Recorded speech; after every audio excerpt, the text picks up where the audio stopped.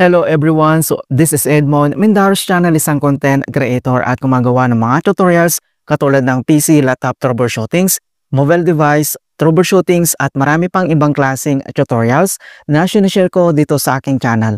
At kung bago ka lang sa aking YouTube channel, so please huwag mong kakalimutan mag-like, share at subscribe. I-click mo na rin yung bell notifications para ma-update ka sa aking mga bagong videos and tutorials. So sa video ito ay pag-uusapan natin at igagay ko kayo on how to apply debit card on Maribang app. So, either new or existing account ka ay pwede tayong mag-apply dito basta registered ka lang dito sa Maribang PH and then applicable sa iyong account. So, sa mga bago lang na naka-register dito sa Maribang PH, so may mga features pa dito na hindi naka-unlock. So, kailangan mo lang gamitin ang Maribang app mo para ma-unlock yung iba pang features nito. So, ano bang ibig sabihin ng Maribang debit card? Isa itong card link ng ating Mari Savings account offered ng Maribang, which is the digital bank app ng C Group. So, pwede natin gamitin ito sa online or in-store purchases sa markets at nag-offer din ito ng cashback sa purchases natin na walang minimum spend requirements. So, ito yung kagandahan talaga kay Maribang PH or formerly known as C-Banks. Nagbibigay din ito ng 15 times na pre-transfer weekly. Ayan, so ang daming benefits natin na makukuha dito sa Maribang PH. Okay, so kung hindi mo kabisado kung paano ba mag-apply ng debit card dito, so ang video ito ay makakatulong sa iyo as your guide. Kaya wag na natin patagalin at start na natin. So ang next step ay kailangan lang natin mag-login or i-open dito yung ating Maribang PH app. So i-click mo lang. Ayan, so makita mo na dito sa ating mobile screen na nakover na siya ni Maribang para sa ating account security. So sa pag-login naman dito, so either gagamitin mo or i-enter mo lang dito yung 6-digit na MPIN code mo or gagamitin mo dito yung biometric. So since activated na yung ating Maribang biometric, yun yung gagamitin natin.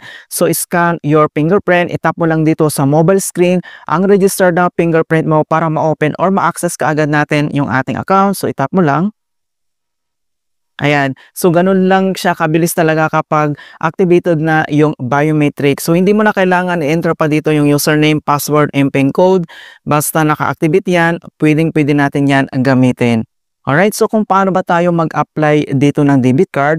So dito lang sa ating Maribang homepage profile, and then next step, kailangan mo lang i-select dito yung cards. So itap mo lang. Ayan, so makita mo na dito na debit card, pass, and AC payments. And then, so bago tayo mag-proceed, so may mga other informations dito na kailangan natin basahin mga kaibigan. So nandito yung other informations, cashback on every purchase. And then number 2, yung free virtual card natin. So, and then naman yung pangatlo, ito yung 0% foreign transaction fees. And then yung pang-apat, PN store and withdraw physical card. And then next step, then kailangan lang natin itap dito yung apply now. So i-click mo lang.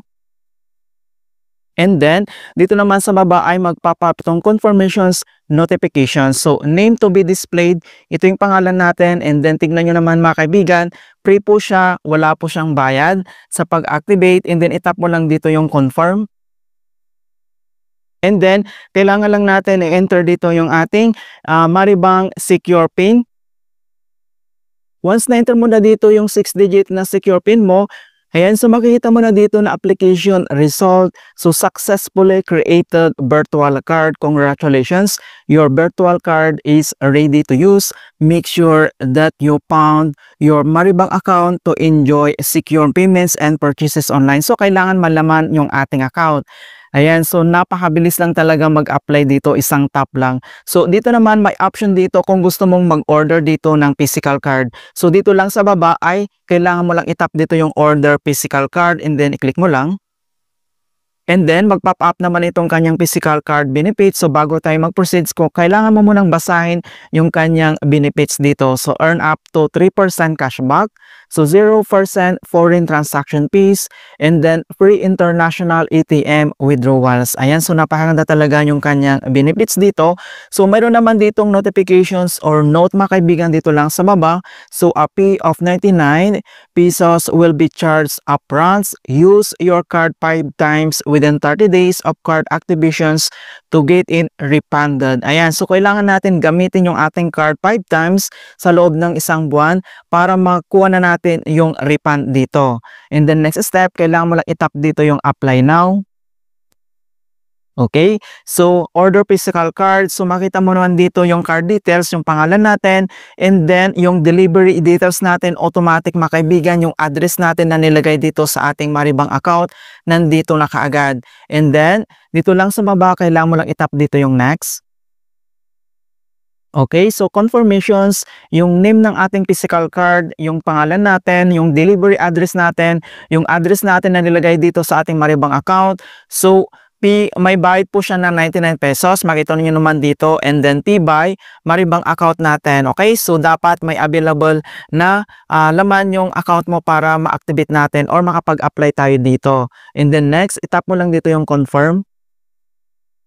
And then enter lang natin dito yung 6-digit na secure PIN natin ng Maribang account. Ayan, so makita mo na dito na applications resort, so order successful. So order this today, ito yung date, and then pwede mo namang i-click dito yung view details. So your card will be delivered within 10 banking days except of certain provinces. Ayan, so yung delivery address natin, yung nakalagay sa ating Maribang account mga kaibigan. So pwede mo naman i-click dito yung view details. Ayan, so nandito na siya, processing card na po siya, and then kailangan lang natin ito hintayin. And then click mo lang dito yung done. Alright mga kaibigan, so makita mo na dito yung ating debit card. So nandito na siya, so kailangan na natin hintayin mga kaibigan. Okay, so dito naman sa top right corner, pwede mong i-click dito yung notifications para makita natin dito. So yung virtual card natin ay naka-ready na siya, so pwede mong i-click dito yung view card details. So i-click mo lang, ito na siya. So ganito na yung ating virtual card. And then dito naman sa ating physical card ay ongoing pa siya mga kaibigan, kailangan natin hintayin.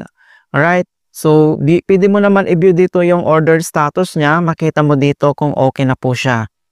Okay, so back lang tayo dito sa ating homepage. Ayan, so click mo lang dito sa cards, makikita mo kaagad yung virtual cards natin dito. So pwede mong i-lock card din dito, and then pwede mo namang i-customize yung settings na dito, click mo lang.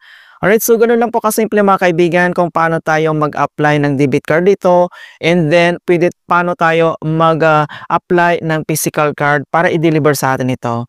Okay, so in hope na nakapagbigay ako ng konting kalaman at guide tungkol sa Maribang PH tutorials. Thank you guys, and see you in my next tutorials.